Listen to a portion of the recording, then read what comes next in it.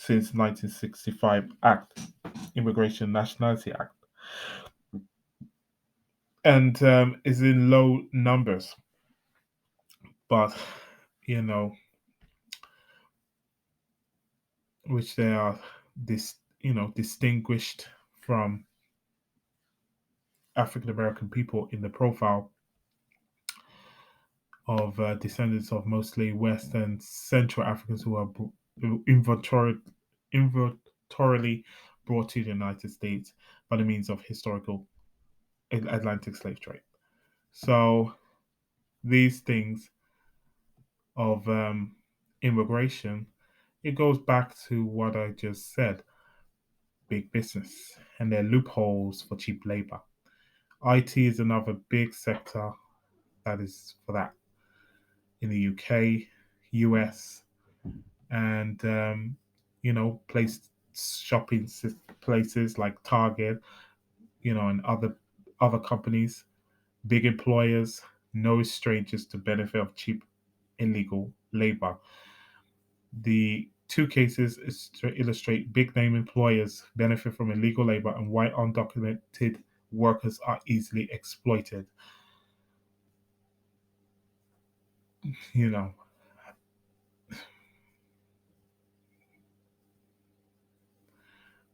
the don't ask, don't tell system allows employers to benefit from cheap immigrant illegal labor, illegal immigrant labor. The same shadows with undocumented immigrants are hired so they can obscure further exploitation they often endure.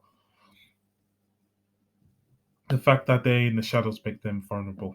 You see, these issues that multinationals are taking advantage of. And this doesn't get in the discourse. This doesn't get in the discourse. They mainly complain about in every chat they make on Twitter Spaces, on YouTube, on Facebook. They don't make any discourse of these discussion about big business employers, big employers using undocumented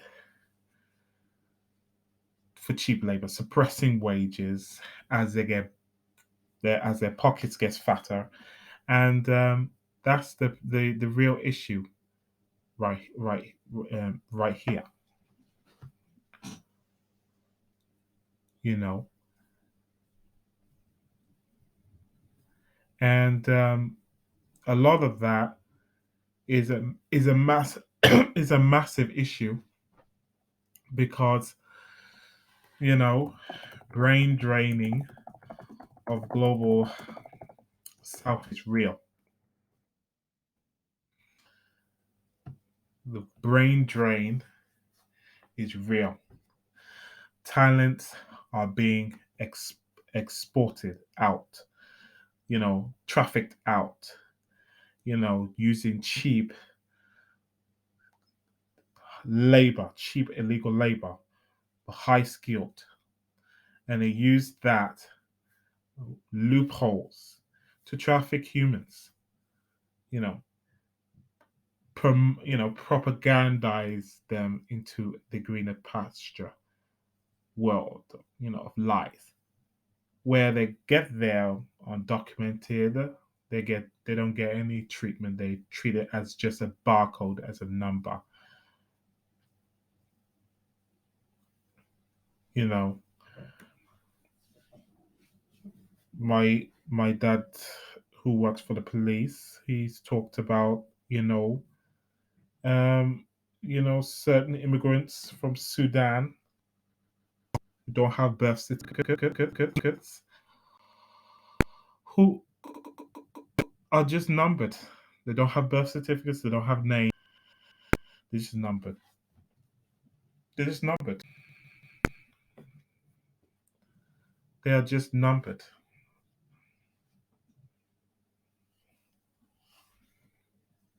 It's really, really sad And the massive problem is brain drain that's happening in the global south by big business exploiting countries, neocolonialism, imperialism, and that's a lot of that does not get into the discourse in these issues. That it doesn't get into this discourse of so-called left today.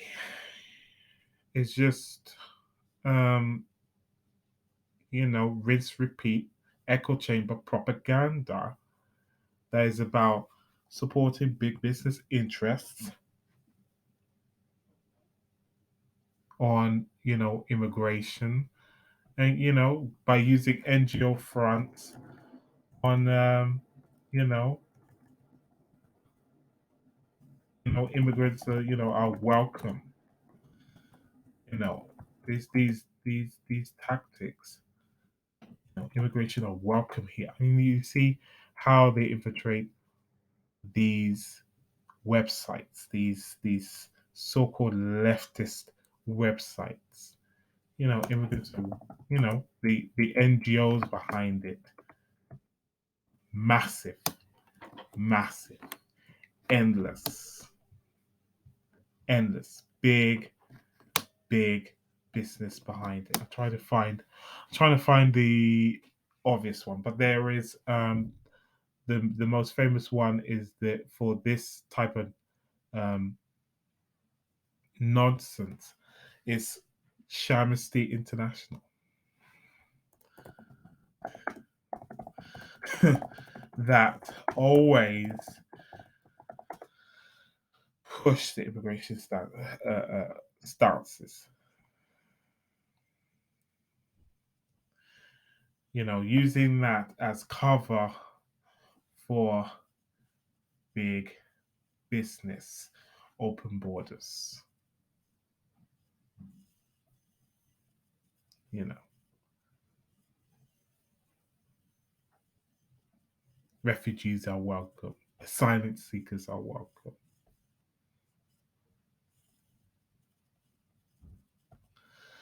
So I'm going to go into, since I'm done with that, the history of what been done to African countries, and then I'm going to speak to you about Liberia in brief. Liberia was an American experiment, American, some historians call it dominion, American dominion, but it's an American colony that was, for the free slaves. And the first leader of Liberia, the first president of Liberia, was Joseph. No, no, the first president. It was, Liberia, a small country. The first one was the Joseph Jenkins Roberts, who took office 1848 to 1856. So these well, this is an African American country. You know, it has a U.S. system. It takes things from the U.S. and I have a Liberian background. As well from my mom's side. So it has those that American style of system. The Liberian English is very similar and well connected to American English.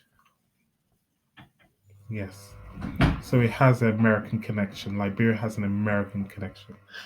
And why is it why am I using this as to connect the dots?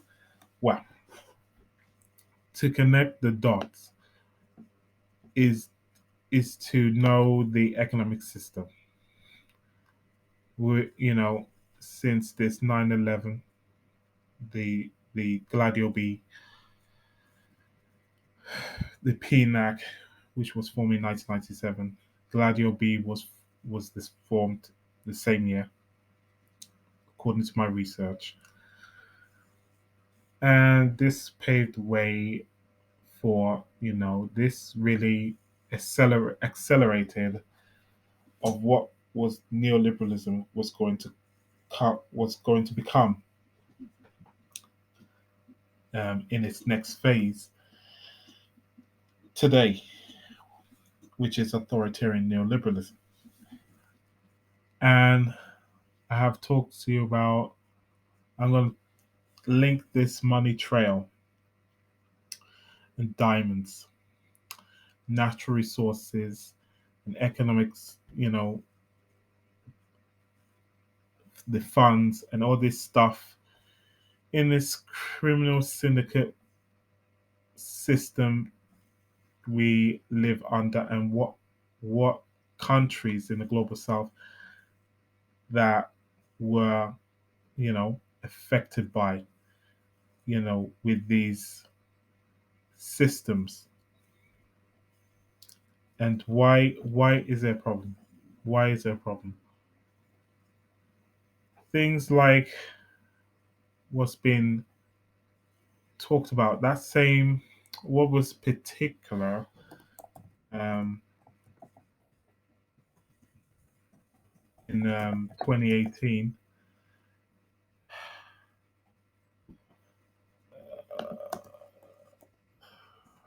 there was xenophobia was going on in South Africa. And that was used as a front, identity politics. That was used as a front to divert attention away from the issues, domestic issues of the citizens not benefiting from their countries economically, where the migrants are coming cheaply, cheap labor is used for them by the the big business in South Africa, and you're seeing this effect. You're seeing this effect. You're seeing this effect taking place with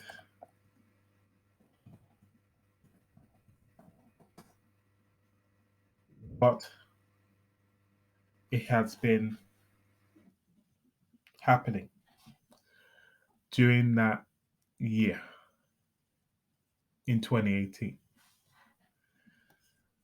So, what was taking place where this thing was being pushed in 2018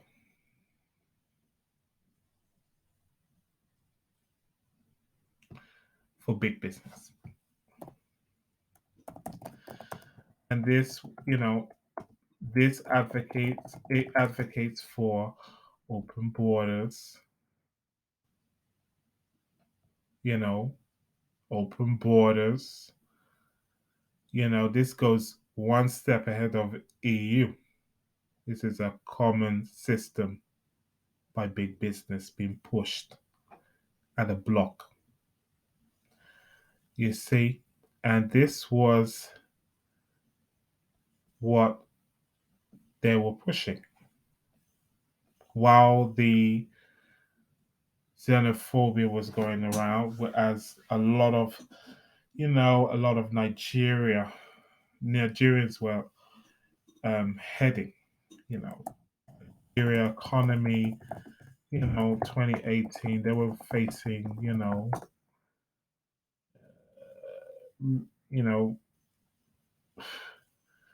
they were facing a long recession for a decade, and there were, and there was conflicting reports, and I say, they were still facing recession at that time in 2018, but they were trying to exit that same year, because of the oil, um, market was drying up very badly in that country.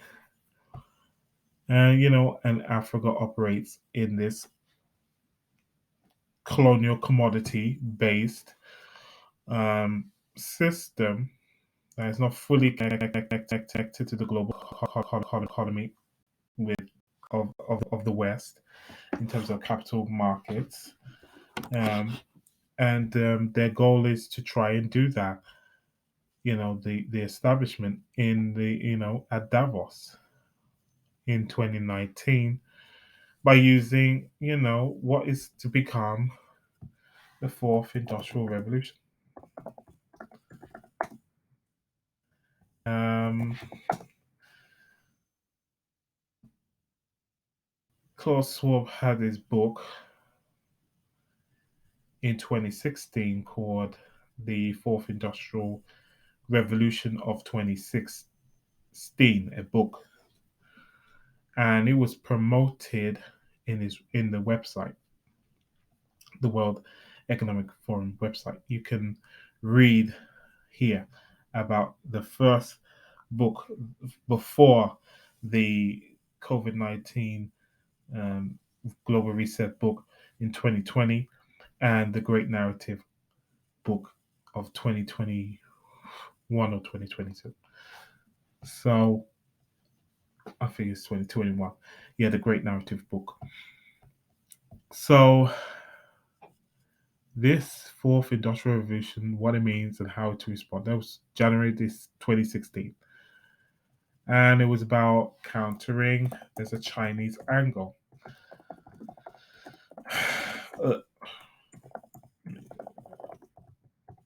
To counter made in China, a national policy that was adopted in May 2015. And that was their long goal. There was their long idea goal, to stop China, stop that growth, stop them, because what from a tech background and what I do in the background, the papers of academics has increased tenfold. It has beaten United States in the AI today for the past decade.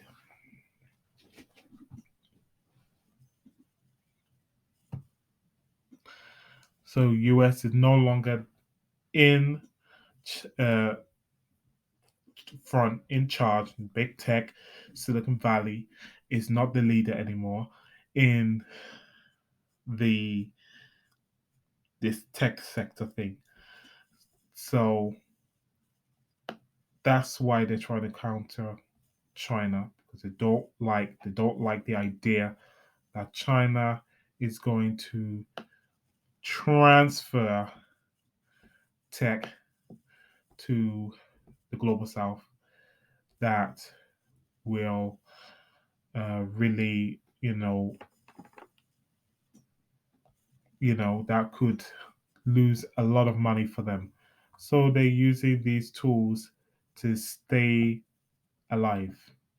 So I'm gonna send this link to you on these articles and the that you can search the Made in China 2025 itself. So let me bring it back to 2018, March 2018. They signed this open borders, free trade, which is not free, and it's for big business to come in, to relax borders, to really collapse them, to really turn Africa into another EU, like an EU 2.0. And I've been saying this, there is a goal with the World Economic Forum and how they will promote their exports to the region with the critical race theory, with imperial academic imperial curriculums they're going to bring, like they've done, like the British Council have done in the past with the Commonwealth system. So this critical race theory is about changing the this is about putting American consciousness into, this race ideology, um, pitting opponents against each other. That's it, divide and conquer, which they admit themselves, using race as a tactic, and that's exactly what they're pushing for.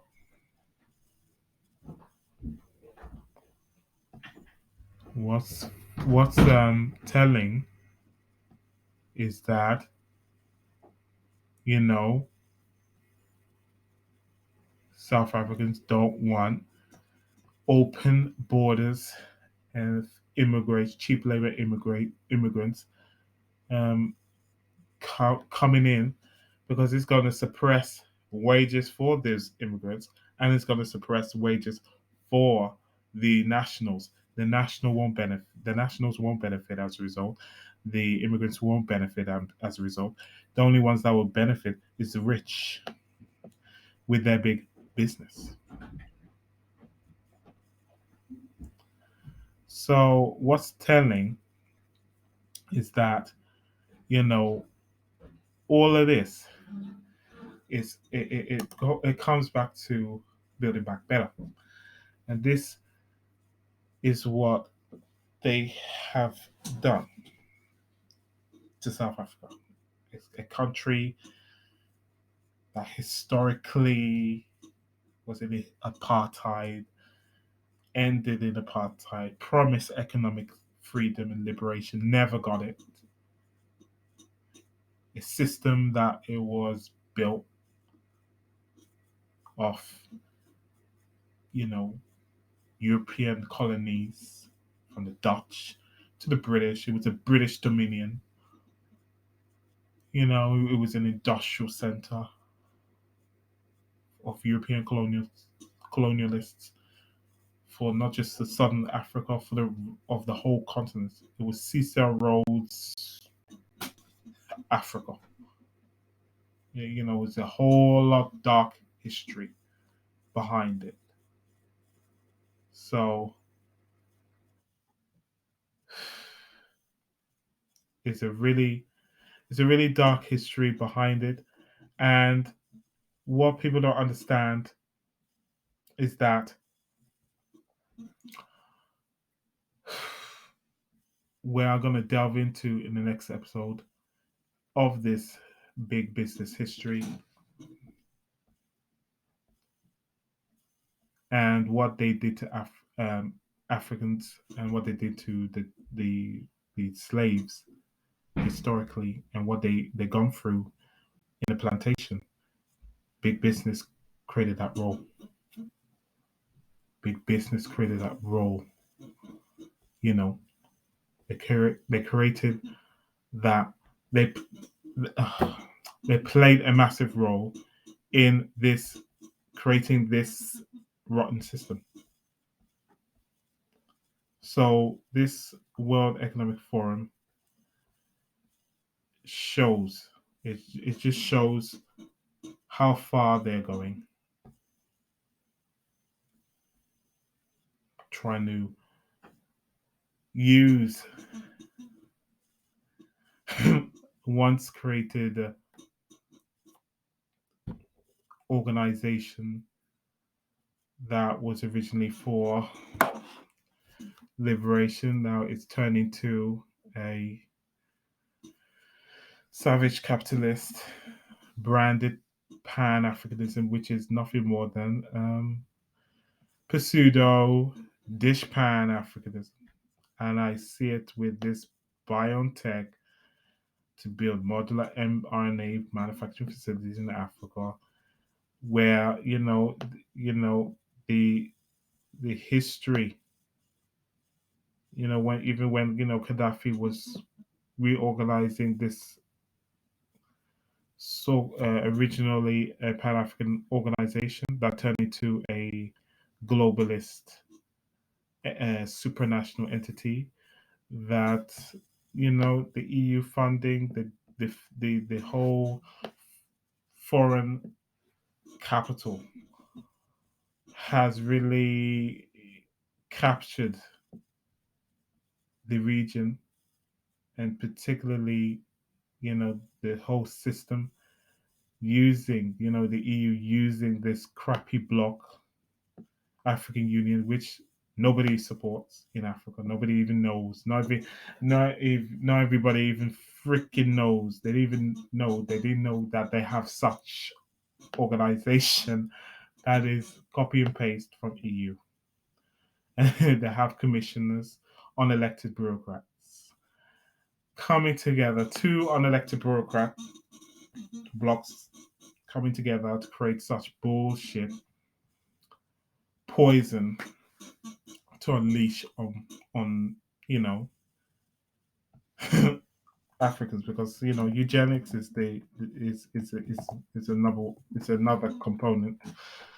And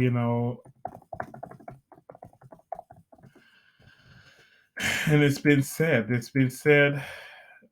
you know WHO Big Business wants this 70% by mid 2022. And yeah, they're going to use six powerful countries, richest countries in Africa, to get there. They're going to use Egypt, Kenya, Nigeria, Senegal, South Africa, Tunisia. You know, they're going to use these with this scheme, the globalist schemes, to create these poison to unleash onto this juicy 1.3 billion people. Yeah, juicy market of 1.3 billion people. There you go.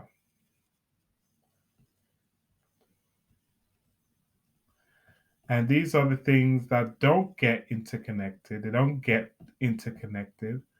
They don't get talked about in this discourse. And why this tactic is being used among the minorities at home and abroad. This tool as a cultural export, and it's going to do many other countries some real good. And that's what big business is trying to do. It's trying to sell to the globe this fake progressiveness of you know billionaire lives matter, to you know critical race theory, to stakeholders capitalism of building back better. Yeah, will it help black Americans? That's what they're using to sell this crap domestically, and they want to do that internationally. And Me Too will be there, Billionaires Lives Matter will be there.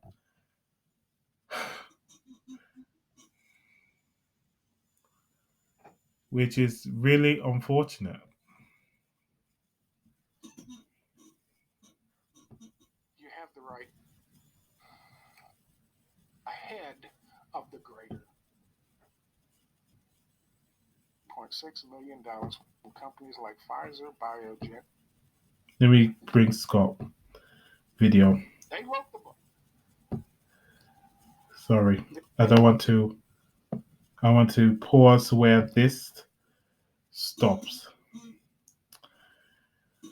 What going on Ontario with the convoy, where they want to drop the mandates that infringe upon their constitutional rights to freedom. This notion of, quote, freedom, end quote, was historically and remains intertwined with whiteness, as historian Tariq Nasheed has argued. The belief that one's entitlement to freedom is a key component of white supremacy. This is why the Freedom Convoy members see themselves as entitled to freedom, no matter the public health consequences to those around them. So people that don't want to be told are, you know, white supremacists. The biggest white supremacists are your people who work in the big tech. You know, people like these. People like these. You know, people like these. That is happening, you know, to you. This history repeating. You know, this immigrant is serving this rich Anglo-American guy. The biggest white supremacists are those in the boarding rooms of big business, not your ordinary folks. Not your ordinary folks. Not your ordinary folks. Children are 99.999. But they still got to get those mandatory jabs. And how dare they put themselves ahead of the greater good. This is fucking fascism. This is absolutely fascism. Go back and read Mussolini's fucking Ode to Fascism. Go back and read it. It's not just about business merging with the state. There is an entire fucking religious ideology that goes with all of it.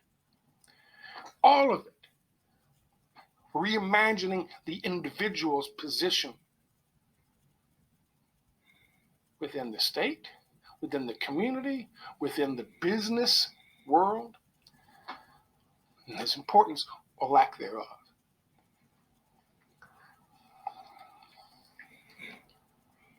This is fascism.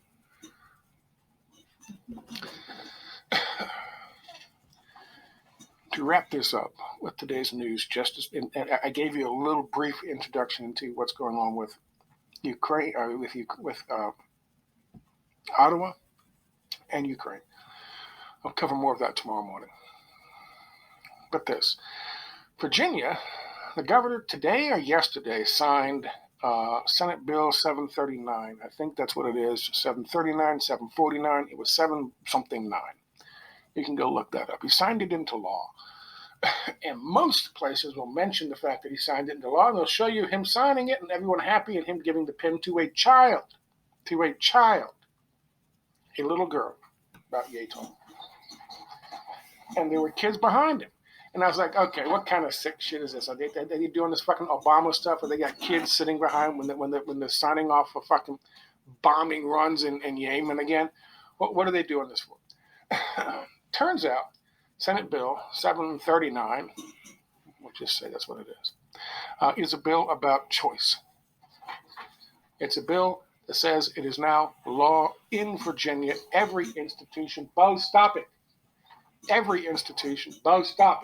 including fucking kindergartens, including fucking high schools, including colleges, including businesses, every institution. You have the right in Virginia to make your own decision about wearing a goddamn mask.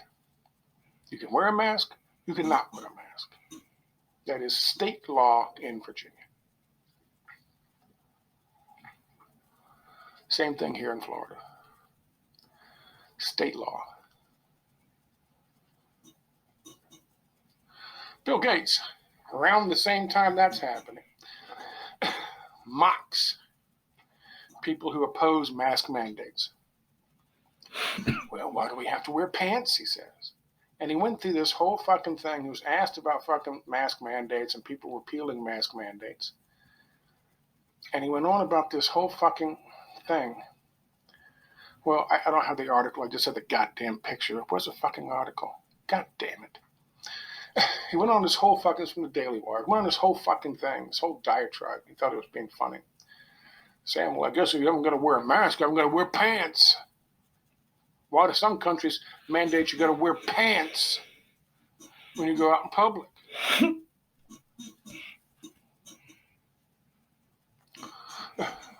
You want to see my genitalia? No? Okay. Well, neither do I. That's why I don't look at it. But that's not the same. That's not the same as my fucking face.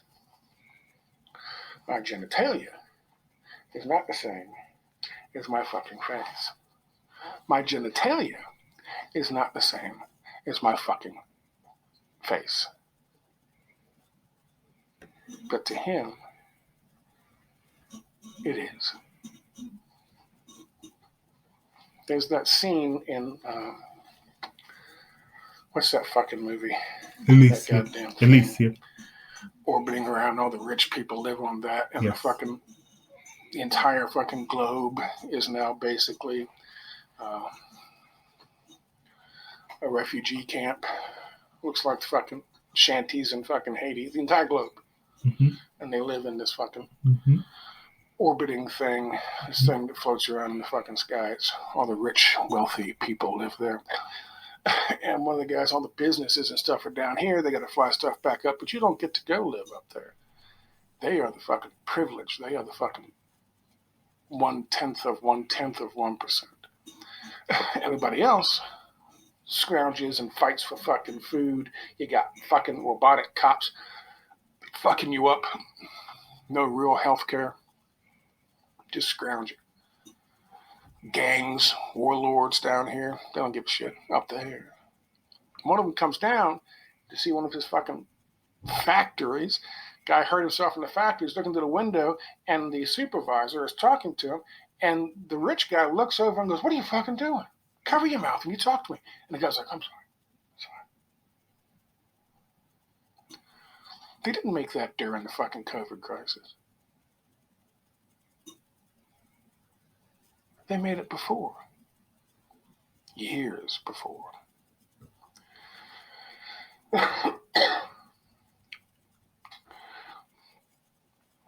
You're dirty. It's like walking around, him having to look at your fucking genitalia. According to him. It's dirty. It's nasty. You got disease. Not them. They go hang out at the Super Bowl. They go hang out at fucking award shows. Not a goddamn one of them is wearing a fucking mask. All the help lining the walls, bringing them nice, tasty fucking drinks. Every single one of them poor people wearing a goddamn mask. Every one of them working class people wearing a goddamn mask.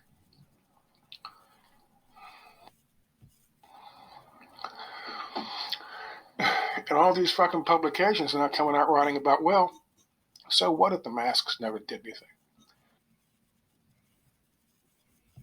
I think I'll go back.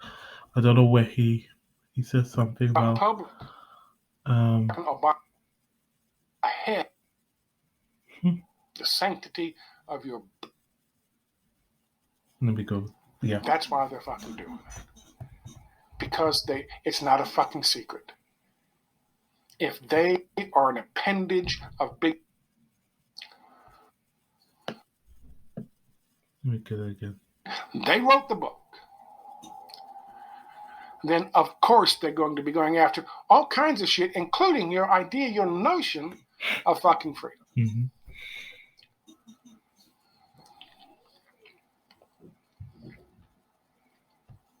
Freedom of choice.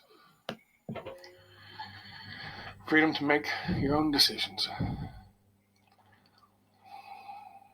The sanctity of your bodily autonomy. Your body, your choice. No more. It says right here. Right here. This explains why Freedom Convoy members see themselves as entitled to freedom, no matter the public health consequences to those around them. 99.99% fucking survival rate for people from the ages of fucking 20 to 45. 99.99 or something, 99.98. Children are 99.999. But they still got to get those mandatory jabs, and how dare they put themselves ahead of the greater good. This is fucking fascism.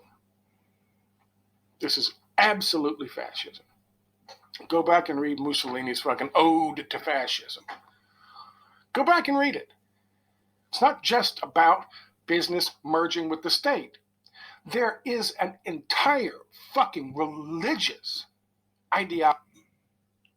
To wrap this up with the date 7-something 9. You can go look that up. He signed it into law. I think it's 739 edition. Do we have to wear pants? He said. And he went on about this whole fucking thing. He went on this whole genitalia. That is not the same as my fucking. What's that fucking movie? That goddamn thing. Gangs, warlords down here.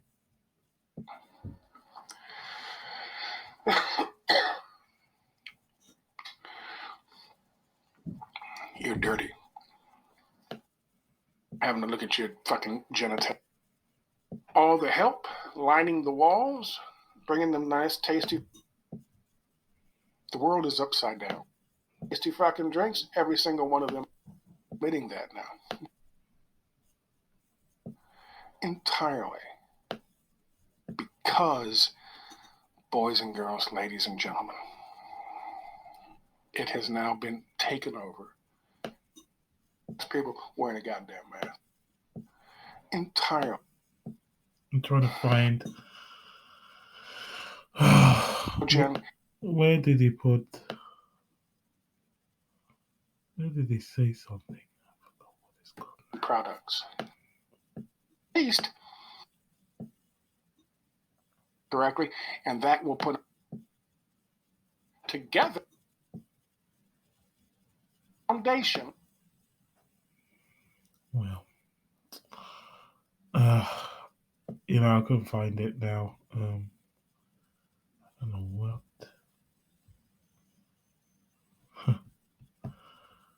If I can find it, It's very hard. I don't want to drag on. You can. Jesus. What the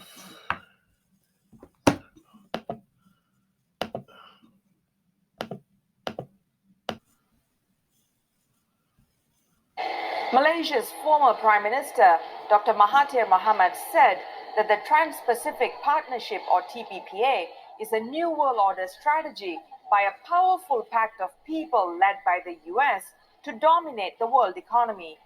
Speaking at the international conference titled New World Order, Recipe for Peace or War, organized by the Perdana Global Peace Foundation, Dr. Mahathir said globalization and borderless trade are being used to establish a one-world government. Basically, it is about having a world government. We should abolish all states, all nations, all borders, but instead have only one world government. And that world government is to be by certain people, elites, people who are very rich, very intelligent, very powerful in many ways. They are the ones who will govern the world. There was not much talk about democracy or choice of leaders. Instead, there was to be a government by these elites who will impose their rules on everyone in this world. And for those who are unwilling to submit to them, there will be punishment. And the peace that we will get from this is the peace of the graveyard, because the intention also is to reduce the number of people in this world. At the time when the New World Order was enunciated, the population of this world was only 3 billion.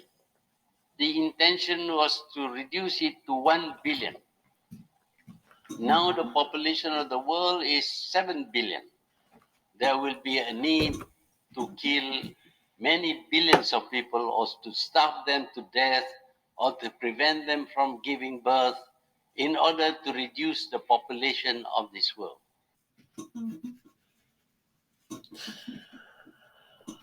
One world big business government, and not the evil commies, but the glorious free markets.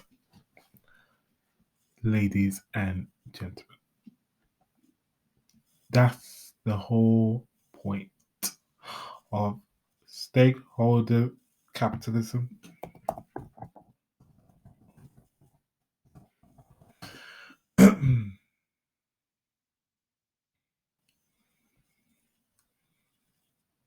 Local communities, all this garbage corporate crap which WF is pushing.